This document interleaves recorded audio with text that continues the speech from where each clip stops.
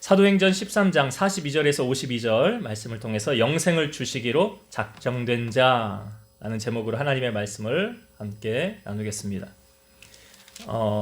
사도 바울이 성령의 부르심을 받아 바나바와 함께 1차 선교 여행을 시작하게 되었습니다.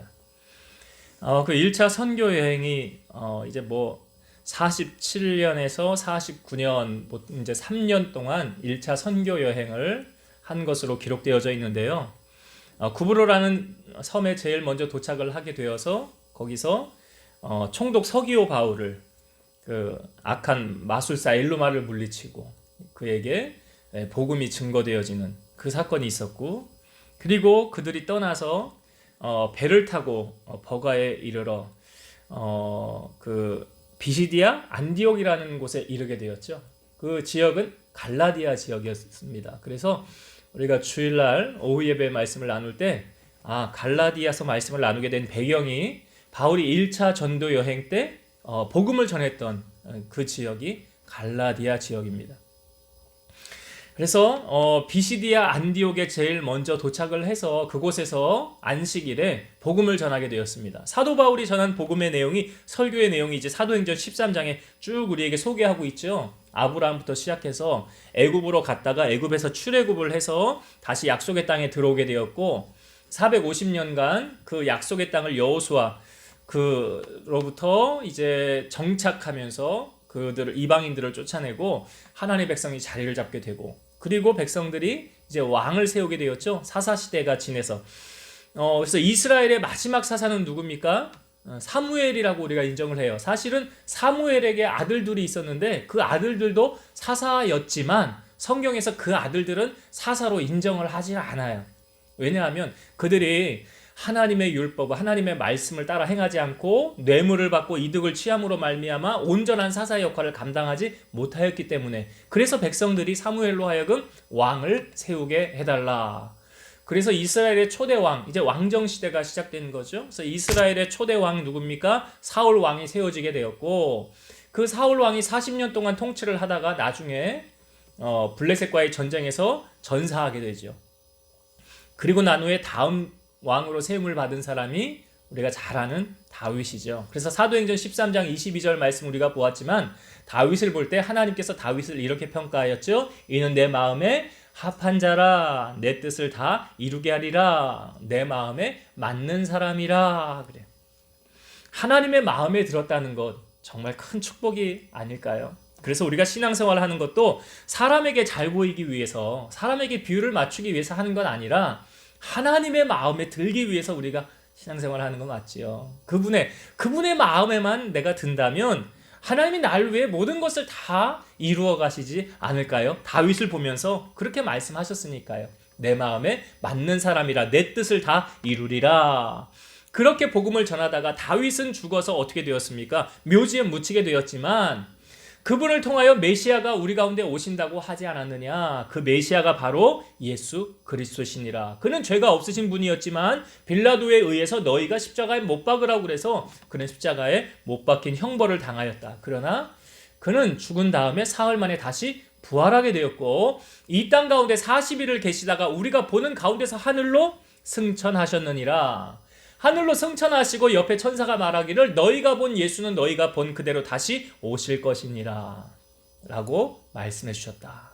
그래서 내가 너희에게 전하는 복음은 다른 것이 아니라 이 예수 그리스도로만 말미암아 우리가 죄사함을 받을 수 있고, 이 예수로만 말미암아 우리가 의롭다함을 얻게 되느니라. 그러니까 어떤 율법의 행위로, 법을 지킴으로, 할례를 행함으로 그렇게 구원받는 것이 아니다라고 사도 바울이 복음을 증거했습니다.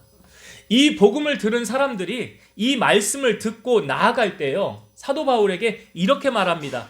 다음 안식일에도 이 말씀을 전해주세요. 다음 안식일에도 이 말을 하라, 이 복음을 또 전해달라, 우리가 알지 못하였던 감춰졌던 진리를 우리에게 알려달라. 그러니까 무엇입니까? 다음 안식일에도 또 와서 말씀을 듣겠다는 거잖아요. 여러분, 은혜 받으면 나타나는 현상이 있어요. 예배가 기다려지고 예배가 사모되어집니다.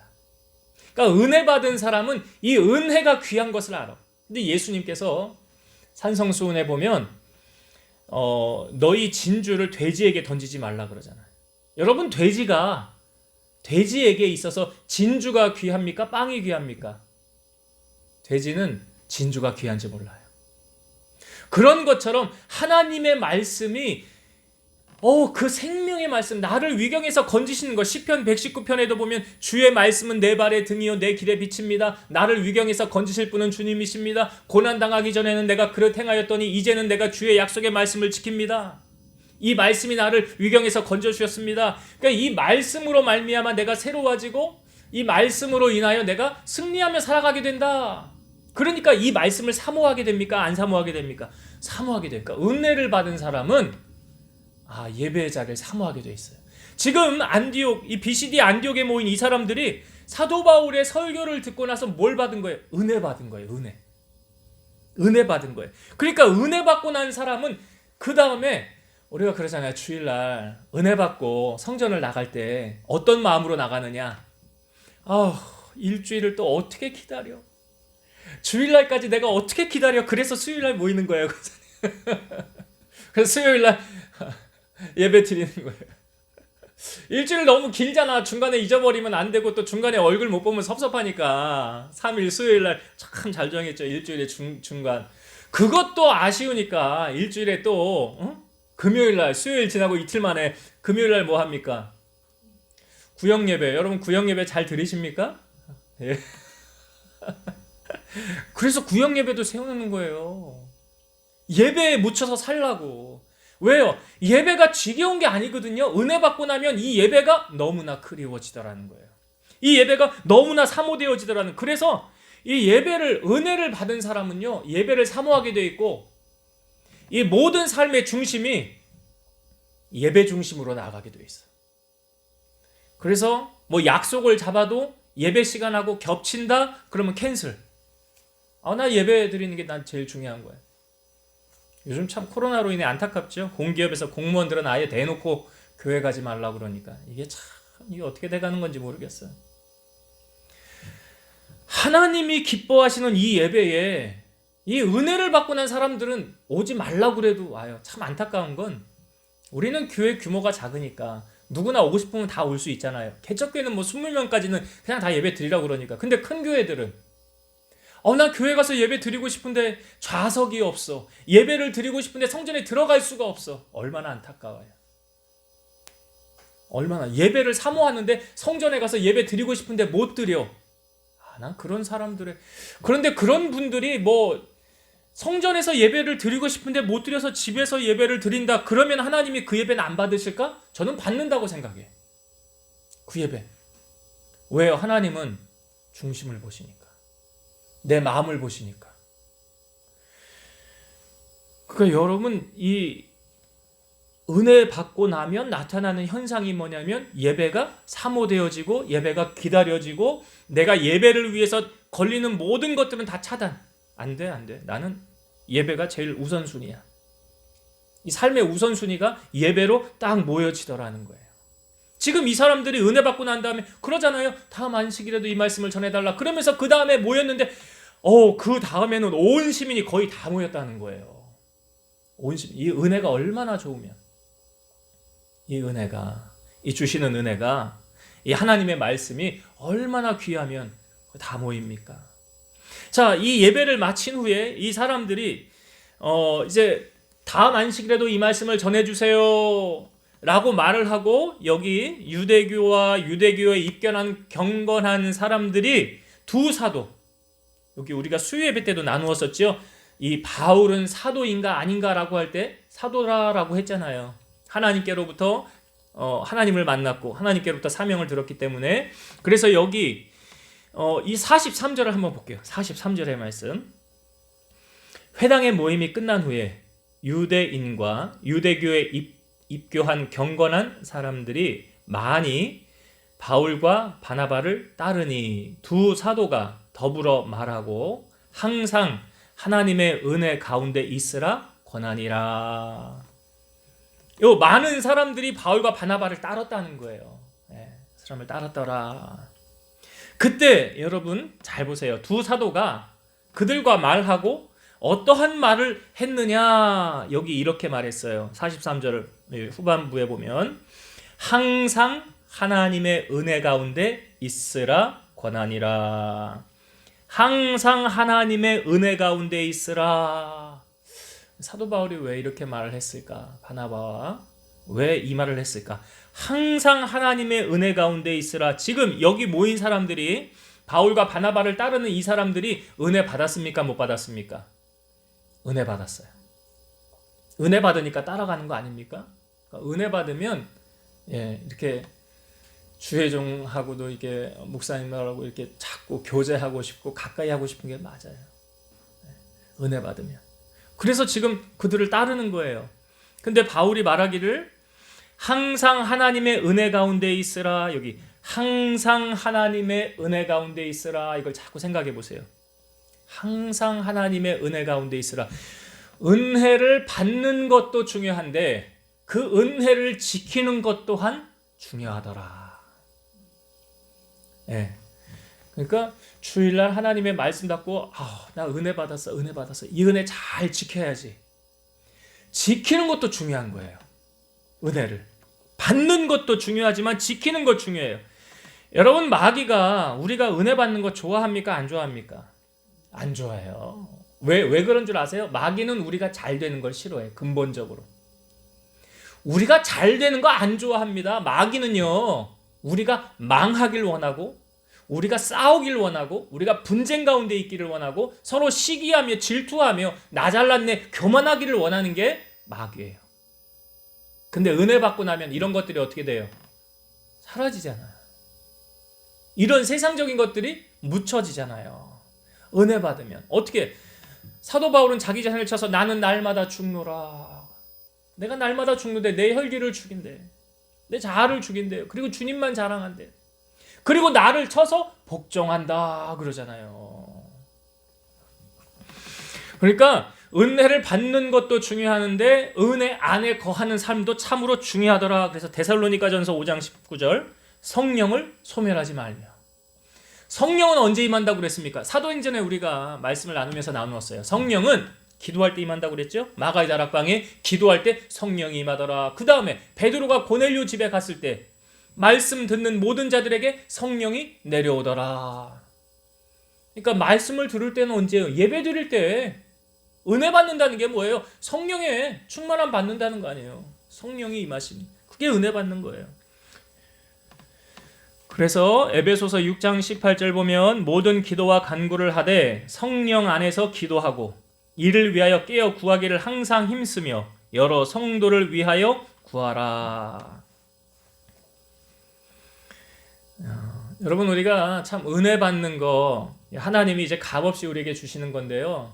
은혜 받는 것도 그렇게 쉬운 일은 아니에요. 내가 은혜 받기 위해서는 내 마음의 준비가 먼저 있어야 되고 은혜 받을 자리에 앉아 있어야지. 그리고 사모하고 기도하며 준비해야지 하나님이 은혜를 주시는 거예요. 그런데 은혜를 받기도 어렵지만 은혜를 까먹는 거는 쉬워요, 어려워요? 권사님은 많이 경험해 보셨나 봐요? 쉽다고 말을 하는 거 보니까.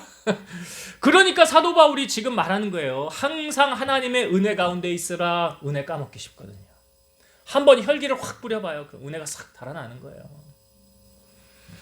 그래서 우리가 하나님의 은혜를 항상 기억하고 묵상하기 위해서 뭐 하냐면 말씀을 읽고 듣고 지키고 또 하나님을 묵상하라 그랬어요. 하나님 묵상하는 게 무엇입니까? 하나님을 바라보는 거예요. 하나님을 생각하는 거예요. 내가 주님이 나에게 주신 그 말씀을 되새기며 곱씹는 거예요. 산에 가면 그 칡이라는 거를 이렇게 발견하게 됩니다. 그 나무를 칡 캐러 다니는 분들이 있잖아요. 칡으로 또 여러 가지 많은 것을 하지 않습니까? 그런데 그 칡을 저도 캐가지고 이렇게 먹은 적이 있어요. 근데 이걸 처음에 딱 씹으면 좀 쓴 맛이 납니다. 근데 이걸 놓고요, 칡을 조금 씹다가 뱉지 않아요. 그냥 계속 입안에서 계속 씹어요. 그러면 이게 처음엔 쓴 맛이 나다가 나중에는 이게 무슨 맛이 나냐면 고소한 맛이 납니다. 칡이라는 것이. 경험들 해보셨을 거예요. 어르신들은 칡을 먹어봤을 거예요. 이 하나님의 말씀이 이거와 또 비슷하구나 라는 생각이 들었어요. 하나님의 말씀을, 그러니까 제가 설교를 계속 올리는 게 뭐냐면, 여러분들 한 번 듣고 끝나면 그 일주일 지나고 남는 거 기억이 2~3%밖에 안 남는다니까요, 설교 내용이. 그러니까 자꾸 듣고 묵상하고 그 말씀을 내 삶에 적용해야 되는 거예요. 그래서 계속 하나님이 나에게 하신 말씀을 묵상하고 자꾸 되새기고, 이렇게 마치 칡을 계속 씹는 것처럼. 그러면 이 말씀이 이제 잘 새겨진 모처럼 돼요. 내 말씀이 되는 거예요. 나의 말씀. 그렇게 돼야 된다는 거예요. 그래서 사도 바울이 이 모인 사람들에게 항상 하나님의 은혜 가운데 있으라 라고 권면하는 거예요. 여러분, 우리가 세상에 아무리 힘들고 어려운 시련이 와도 내가 성령 충만하고 내가 은혜 충만하면 이길 수 있습니다. 그렇죠? 그러니까 우리가 주일날 와서 새 힘과 능력을 공급받는 거죠. 근데 이게 되어지지 않아요. 만약 채워지지 않아요. 내가 재충전이 되어지지 않는 거예요. 배터리가 다 나가서 방전된 것처럼. 그러면 다시 충전하려면 어떻게 와야 돼? 주의 제단 앞에 와서 하나님 말씀을 듣고 다시 충전하는 거예요. 휴대폰 배터리 이렇게 꼽아갖고 충전하는 것처럼 하나님의 말씀으로 다시 무장해서 나아가는 거예요. 그렇게 될 때 우리가 세상을 승리하며 살아갈 수 있는 거예요. 이게 안 되면 패배자로 살아가는 거예요. 실패자로 살아가는 거예요. 마귀의 밥이 되는 거예요. 자, 그래서 항상 하나님의 은혜 가운데 있으라 라고 얘기를 하는 거예요. 그리고 나서 그 다음 안식일에 일주일이 지났어요. 그 다음 안식일에 온 시민이 하나님의 말씀을 듣고자 이렇게 많은 사람들이 모였어요. 자, 그런데 바울이 복음을 전할 때, 자, 하나님의 역사는 마귀도 역사합니까? 안 합니까? 마귀도 역사하지요. 이게 1차 전도여행 처음에 갔을 때 구부르라는 섬에 도착했을 때도 그 서기오 바울이 하나님의 말씀을 듣고자 하는데 그 마술사 엘루마, 박수, 그 박수가 못 믿게 하려고 막 반대했잖아요. 지금도 사도 바울이 이 안디옥에, 피시디아 안디옥에 가서 하나님의 말씀을 전하려고 하는데 그 은혜를 받은 사람들이 다 모인 것을 바라보면서 시기하는 무리들이 있었어요. 성경을 한번 보겠습니다. 45절부터 볼게요. 45절. 유대인들이 그 무리를 보고 시기가 가득하여 바울이 말한 것을 반박하고 비방하거늘. 거기 모인 유대인들이 바울이 그 전하는 그것을 반박하고 비방했더라. 이 복음을 전하는 이것을 반박하고 비방. 이들의 이 악함이요, 어디까지 갔냐면 이 뒷부분을 한번 볼게요. 뒷부분 50절과 51절을 한번 볼게요. 이에 유대인들이 경건한 귀부인들과 그 신의 유력자들을 선동하여 바울과 바나바를 박해하게 하여 그 지역에서 쫓아내니 두 사람이 그들을 향하여 발에 티끌을 떨어버리고 이고니온으로 가거늘. 얼마나 심하게 이 경건한 귀부인들, 그 신의 유력자들, 그러니까 재력가들, 권력 있는 사람들을 선동해서 바울과 바나바를 막 박해하고 여기서 머물지 못하게 쫓아냈다는 거예요. 이렇게 악한 무리들이 그곳에 있었더라. 그러니까 바울과 바나바가 그곳에 발에 티끌까지 떨어버리고 이고니온 지방으로 옮겨가더라. 여러분, 복음을 전할 때 항상 이 복음이라는 것은 영적 싸움을 하는 것이라는 걸 우리가 알아야 돼요. 영적 싸움. 그러니까 나는 하나님의 복음을, 예수 그리스도의 복음을 증거하는 사도로 바울이 전하고 있는데 그것을 반대하는 악한 세력들이 있는 거예요. 이 왜 그런 줄 아시죠? 자기 밥 안 놓치려고 그랬잖아요. 마귀가 자기 밥그릇 안 놓치려고. 예수님께서 12제자를 기도하며 세우십니다. 그리고 12제자를 파송하실 때 주님께서 제자들에게 이렇게 말씀하시고 파송하셨어요. 제가 읽어볼게요. 예수께서 이 12를 보내시며 명하여 이르시되 이방인의 길로도 가지 말고 사마리아인의 고을에도 들어가지 말고 오히려 이스라엘 집에 잃어버린 양에게로 가라. 가면서 전파하여 말하되 천국이 가까이 왔다 하고, 병든 자를 고치며 죽은 자를 살리며 나병 환자를 깨끗하게 하며 귀신을 쫓아내되 너희가 거저받았으니 거저주라.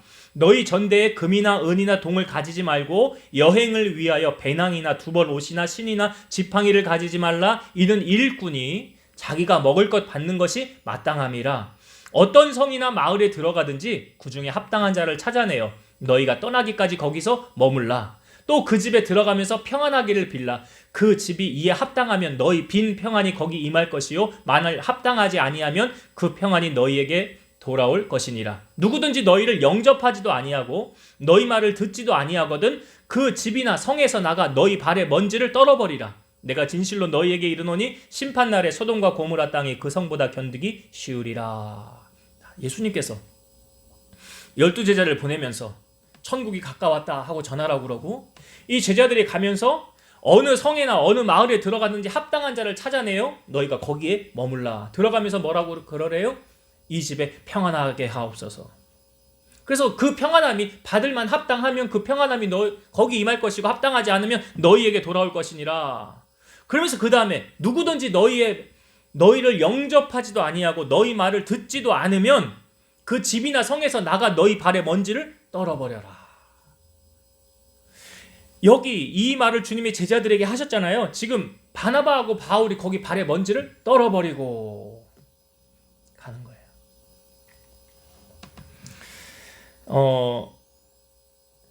그래서 성경은 우리가 복음을 전할 때 이건 영적 싸움하는 건데, 에베소서 6장 12절 보면 우리의 씨름은 혈과 육을 상대하는 것이 아니요 통치자들과 권세들과 이 어둠의 세상 주관자들과 하늘에 있는 악의 영들을 상대함이라. 영적 싸움이에요, 복음은. 그러니까 한 영혼을 구원하기가, 천국에서는 그 영혼 돌아오면 잔치가 벌어진다고 그러잖아요.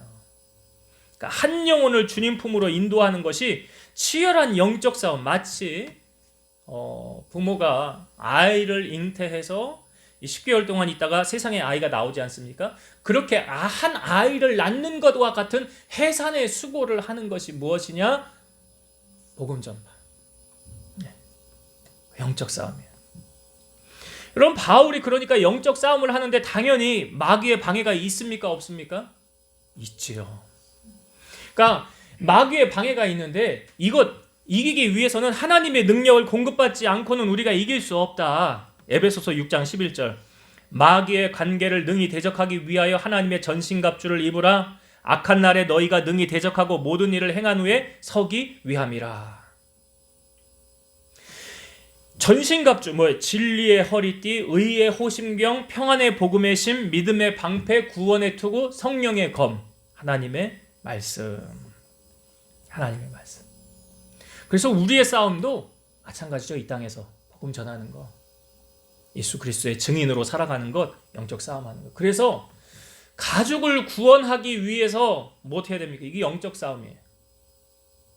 악한 원수 마귀를 제압해야 되고 이겨야 되고. 내가 약하면 지는 거 아닙니까?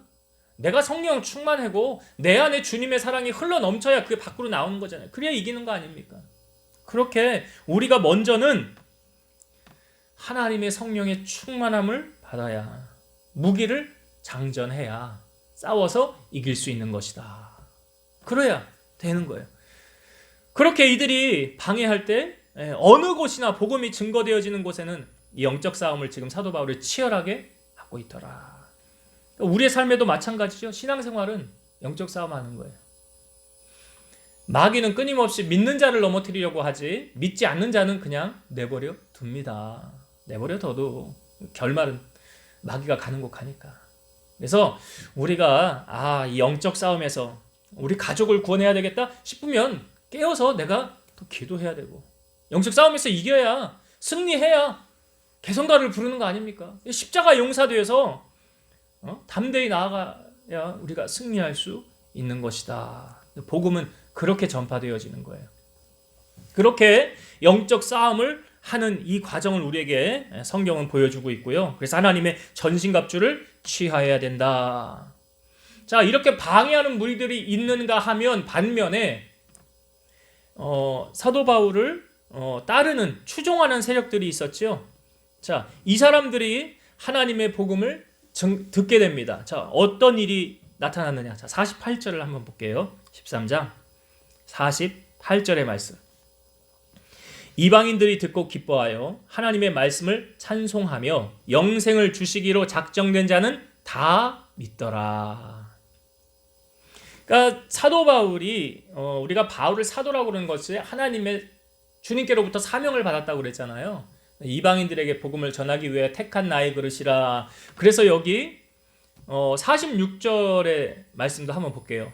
바울과 바나바가 담대히 말하여 이르되 하나님의 말씀을 마땅히 먼저 너희에게 전할 것이로되 너희가 그것을 버리고 영생을 얻기에 합당하지 않은 자로 자처하기로 우리가 이방인에게로 향하노라. 사도 바울이 주님의 사명을 가지고 이방인에게 복음을 증거한 거예요. 그랬더니 48절 이방인들이 듣고 기뻐하여 하나님의 말씀을 찬송하며 영생을 주시기로 작정된 자는 다 믿더라. 중요한 말씀 있죠. 영생을 주시기로 작정된 자는 다 믿더라. 영생을 주시기로 작정된 자. 자, 우리는 칼빈의 예정론을 믿죠. 사람은 태어나기 전부터 하나님께서 구원할 자와 구원하지 않을 자를 정해 놓으셨다라는 게 예정론이에요. 여기 이방인들, 유대인들 많은 사람들이 모여 있었는데 하나님께서 내가 얘는 구원해야 되겠다 하는 사람들은 그곳에서 하나님의 말씀을 듣고 다 믿어서 어떻게 되었다는 거예요? 구원함을 얻게 되었더라. 에베소서 1장 4절과 5절. 곧 창세전에 그리스도 안에서 우리를 택하사 우리로 사랑 안에서 그 앞에 거룩하고 흠이 없게 하시려고 그 기쁘신 뜻대로 우리를 예정하사 예수 그리스도로 말미암아 자기의 아들들이 되게 하셨나니. 창세전에 우리를 택하셨더라. 그 기쁘신 뜻대로 우리를 예정하셨더라. 우리가 본질상 진노의 자녀 아닙니까? 아담의 후손이면 본질상 진노의 자녀예요. 그런데 하나님의 큰 사랑을 힘입어 허물로 죽은 우리를 살리시기 위해 예수 그리스도께서 십자가를 지시고 다시 살아나게 되셨더라. 그래서 너희가 그 은혜로 구원받은 거예요. 예수의 피로 구원받은 거 아닙니까? 그래서 하나님은 토기장이가 되시고 우리는 진흙이다. 여기 바울이 바나바와 함께 복음을 전할 때 핍박하는 사람들이 있었죠. 이건 악한 편의 선자들이에요. 그죠? 핍박하는 거, 하나님의 뜻을 방해하는 사람, 복음이 막히게 하는 반대편의 선자들, 악한 자들이에요. 그러나 하나님의 편의 선자들이 있었습니다. 누굽니까? 오늘 48절에 나오는 사람들이. 그러니까 구원함을 얻은 모든 사람들은 하나님의 자녀가 되었기 때문에 누구의 편을 듭니까? 하나님의 편을 들어요.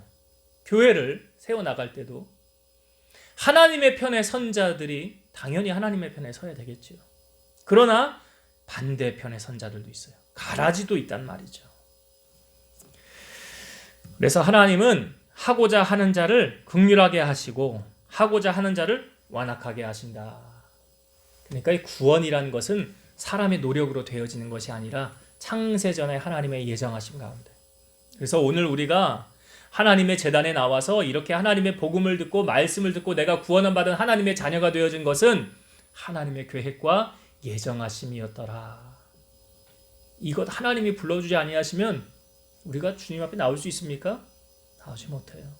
그러니까 이 은혜, 하나님의 은혜로 나를 구원해 주신 하나님의 값없이 부어주신 하나님의 은혜, 이것을 복음을, 그래서 구원을 하나님의 선물이라는 거예요. 값없이 하나님이 우리에게 주신 거예요. 그래서 우리는 하나님의 은혜를 체험받은 사람들이에요. 구원함 얻은 사람들은. 그래서 우리의 남은 생에 하나님을 더욱 기쁘시게 하며 살아가는 우리가 되었으면 합니다. 자, 이제 말씀을 정리하고 마치도록 하겠습니다. 비시디아 안디옥에서 복음을 들은 하나님의 은혜, 복음을 들은 이 사람들이 바울과 바나바에게 와서 다음 안식일에도 우리에게 이 말씀을 해달라고 강청을 합니다. 왜 그랬습니까? 이들이 은혜를 받았어요. 하나님의 은혜. 이 은혜는 말씀을 듣는 자들에게 임하는 거예요. 예배 자리에 있는 자들에게 임하는 거예요. 이 은혜가 뭐 텔레비전 앞에 앉아 있는데 하나님의 은혜가 임하는 게 아니에요. 좋은 뭐 어떤 세상적인 모임, 만남 갖는다고 이 은혜가 임하는 거 아니에요. 이 은혜는 하나님만이 우리에게 주실 수 있는 거예요. 그래서 여기 말씀을 듣고 은혜 받은 사람들의 반응이 뭐였어요? 다음 안식일에도 이 말씀 전해달라는 거예요. 그리고 바나바와 바울을 따르는 거예요. 그러니까 은혜는 이렇게 좋은 거예요. 은혜는 이렇게 좋은 거예요. 그러니까 은혜를 받은 이 사람들을 향하여 바나바와 바울이 항상 하나님의 은혜 가운데 있으라. 은혜를 받았으면 여러분 은혜를 잘 지켜야 되는 거예요. 쏟으시면 안 돼요. 마귀가 우리 은혜 쏟게 하려고 얼마나 역사하는 줄 아십니까? 네, 그래요. 쏟으면 안 돼요. 쏟으면 안 돼요. 그래서 항상 하나님의 은혜를 사모하는 여러분들이 되시고 그 받은 은혜를 잘 지키라고. 그래서 지키기 위해서 어떻게 된다고 그랬어요? 이 연의 말씀을 읽는 자, 듣는 자, 지키는 자, 또는 묵상하라고 그랬죠. 제가 칙이라는 걸 비유를 들었어요. 묵상하는 거, 되새기는 거예요. 그래서 이 말씀이 내 말씀 되게 해달라. 우리가 그렇게 신앙생활을 해야 되는 거예요. 자, 이렇게 복음이 증거되어질 때 그곳에 방해하는 세력들이 있습니까? 없습니까? 있지요. 복음이 전파되는 어느 곳이나 악한 사단의 세력들이 방해한다는 거예요.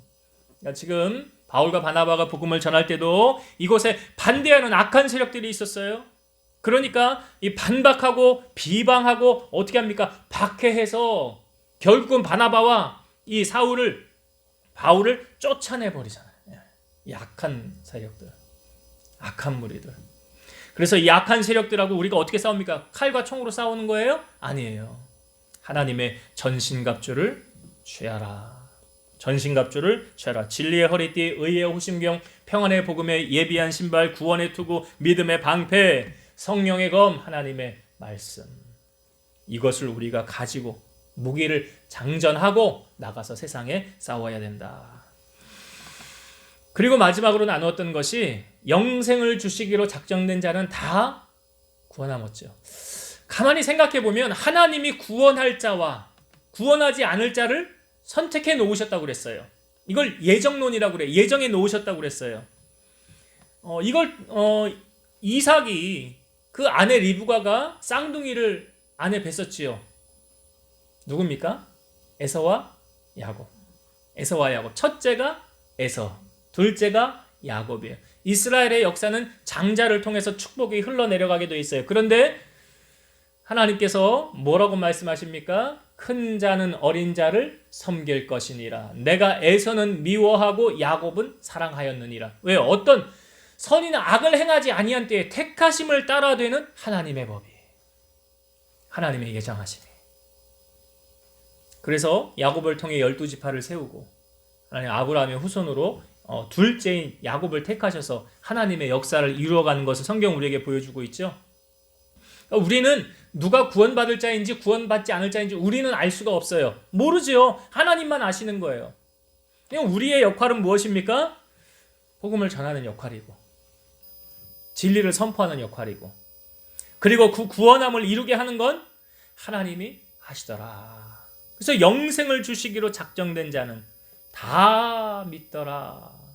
다 믿더라. 그러니까 아직도요, 복음을 말씀을 못 들어서 때가 아직 안 돼서 주님 전으로 나오지 못한 사람들도 있더라.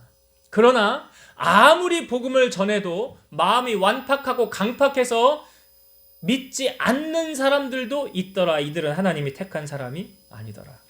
5만 번 기도 응답을 받는 뮬러라는 사람이 있었죠. 책도 썼습니다. 이 5만 번 기도 응답 받은 뮬러.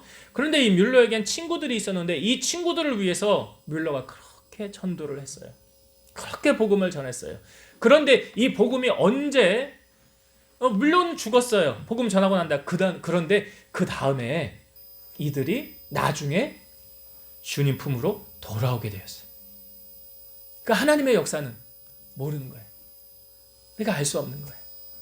그래서 우리는 우리에게 주신 사명만 잘 감당하시고, 이 모든 구원의 역사를 이루어 가시는 분은 누구십니까? 하나님이 하시더라. 하나님이 하신다는 것. 그래서 우리가 날마다 주님 바라보고 믿음으로 나아가며 사명 감당하는 여러분들이 되시기를 주의 이름으로 축원드립니다. 기도하시겠습니다. 살아계셔서 역사하시는 아버지 하나님 감사합니다. 사도 바울이 복음을 전하였을 때에 그 비시디 안디옥에 있는 많은 사람들이 은혜를 받고 다음 안식일에도 이 말씀을 전해달라고 하였습니다. 은혜를 받으면 이렇게 말씀을 사모하게 되어져 있고, 주님 앞으로 더 가까이 나오게 되어져 있습니다. 우리 사랑하는 성도들이 하나님의 은혜, 그걸 가장 중요하게 여기게 하시고 이 은혜를 받아야 또한 세상을 승리할 수 있사오니 말씀을 사모하고 예배를 사모하는 우리 성도들이 되게 하시고, 바울이 통해서 항상 하나님의 은혜 가운데 머물러 있으라라고 말하는 것은 그 은혜를 저버리지 말고 잘 지키라는 것이었습니다. 우리가 험한 세상 승리하는 비결, 하나님의 말씀을 읽고 듣고 지키고 그 말씀을 또한 묵상할 때 나의 말씀이 되는 줄로 믿사오니 우리 사랑하는 성도들이 이렇게 말씀을 통하여 새 힘을 얻고 무기를 장착하여 영적 싸움에서 승리하며 살아가게 도와주옵소서. 복음이 증거되어질 때 반대하는 악한 세력이 있었습니다. 발의 먼지까지도 떨어버리고 바나바와 바울이 다른 곳으로 갔습니다. 이고니온으로 갔는데 이 반대하는 이 세력들, 이들은 악한 사단의 앞잡이며 하나님의 역사를 방해하는 자들이었습니다. 우리가 복음이 증거되어질 때에 우리 또한 영적 싸움을 할 때 이렇게 반대하는 세력들이 있습니다. 그들에게 우리가 좌절하고 넘어지는 것이 아니라 말씀에 굳게 서서 정복하고 다스리고 충만하여 하나님의 역사를 선포하며 나가게 도와주옵소서. 영생을 믿기로 작정된 자는 다 믿고 주께로 돌아왔사오니 우리 주변에 아직도 구원받아야 될 하나님의 백성이 있다고 한다면 우리의 입술을 통하여 복음이 증거되어 그들에게 예수 그리스도의 복음이 심겨지게 하시고 주님 품으로 돌아와 주님을 기쁘시게 하는 구원의 역사가 임하게 하여 주옵소서. 예수님의 이름으로 감사하며 기도드리옵나이다. 아멘.